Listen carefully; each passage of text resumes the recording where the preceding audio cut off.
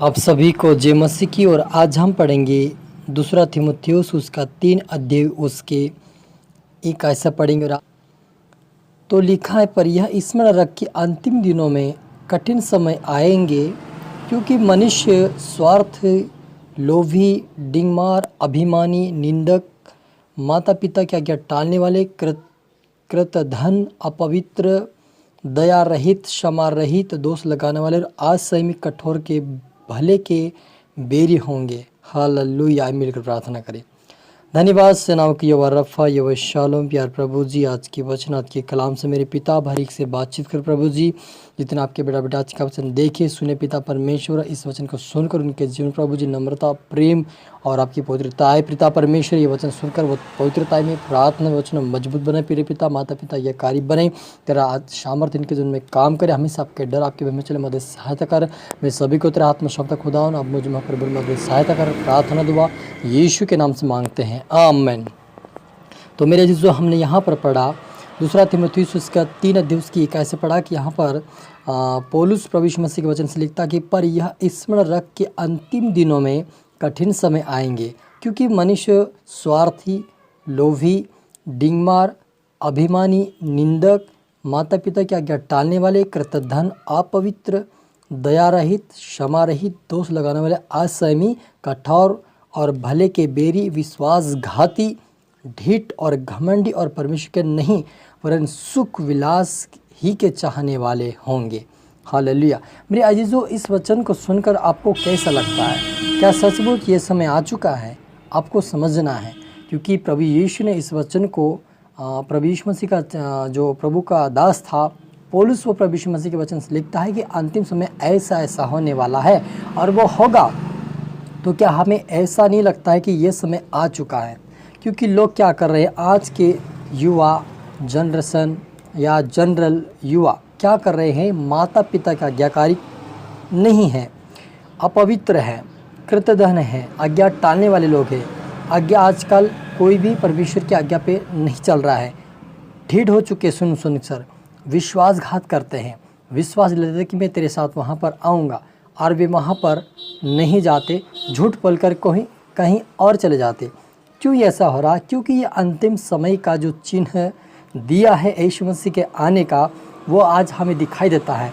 आजकल क्या हो रहा है, अगर क्या हो रहा है कि परमेश्वर का दास छोटी सी गलती करे उसको पकड़ के लोग क्या करें, निंदा करते हैं, लेकिन खुद जो बड़ी बड़ी गलती करते हैं उनको वो दिखाई नहीं देता है। लेकिन अगर परमेश्वर का दास अनजाने में या कुछ भी छोटी सी गलती हो गई, उसको पकड़कर वो ऐसा है वैसा है, वो क्या कर रही, निंदा कर रहे हैं, निंदक बन गए, निंदिक करने वाले, निंदा करने वाले बन गए और सुख विलास का जीवन जीना सीख गए। आजकल क्या कर, अपनी मर्जी, अपने इच्छा का जीवन जीने के लिए लोग तैयार है। वो सुख विलास का जीवन जीना चाहते हैं, वो वचन के अनुसार चलना नहीं चाहते, वो प्रभु के अधीनता में रहना नहीं चाहते। जो परमेश्वर का दास एक खरी शिक्षा देता है, एक सच्ची, तो उनको कड़वाहट लगता है। लेकिन अगर वो ऐसी कहानियाँ बताएंगे, फालतू की बातें बताएंगे, उनको अच्छा लगता है।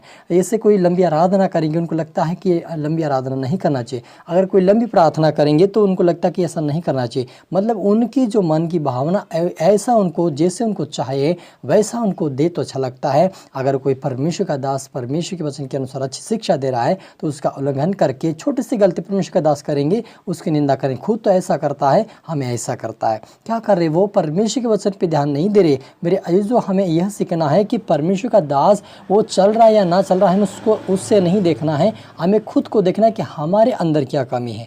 क्या हम निंदा करने वाले तो नहीं है? क्या हम सुख विलास का तो जीवन नहीं जी रहे? क्या हम आज्ञा टालने वाले तो नहीं है? क्या हम माता पिता क्या आज्ञा को मानते हैं? क्या यह हमें सोचने और समझने की ज़रूरत है। क्योंकि अगर हम माता पिता आज्ञाकारी नहीं बनेंगे, परमेश्वर के आज्ञाकारी नहीं बनेंगे, तो एक दिन हमें उस लाजर के समय में एक धनी व्यक्ति का जो हाल हुआ था, वैसे आप और मेरा होने वाला है यदि हम आज्ञा को नहीं मानेंगे। क्योंकि परमेश्वर साफ साफ कहता है कि अंतिम दिनों में एक समय में ऐसा आएगा। लेकिन वे लोग क्या है, विश्वास में निकम्मे, इसलिए इस प्रकार ये बातें करते हैं। ऐसा प्रभु यीशु मसीह के वचन से कहना प्रभु यीशु मसीह कहता है। तो यहाँ पर मुझे निकम्मा नहीं बनना है, विश्वासघाती नहीं बनना है, हमें ठेठ नहीं बनना है, हमें आज्ञाकारी बनकर परमेश्वर के राज्य के वारिस बनना है।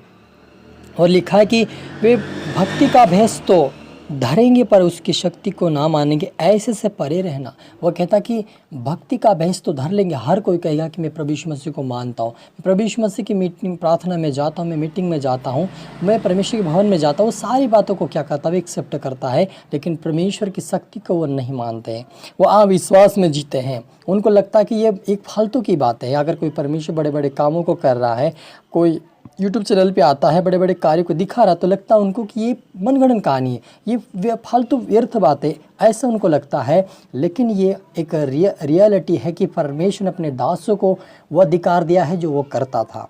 और आज अगर वो परमेश्वर के दास लोग अगर प्रभु यीशु मसीह के वचन के अनुसार चलकर अपने जीवन को व्यतीत करके आज्ञाकारिता में चलते हैं, उनके द्वारा बड़े बड़े कार्य आज भी होते हैं। और अगर कोई उस शक्ति को मानेंगे, इसी के ऊपर विश्वास करेंगे, अंत जीवन उनका होगा। हालेलुया। आगे लिखा है, और सदा लिखा है, जैसे फिर वे ऐसे आगे नहीं बढ़ सकते, क्योंकि जैसे उनकी अज्ञानता सब मनुष्य पर प्रकट हो गई थी, वैसे ही इनकी भी हो जाएगी।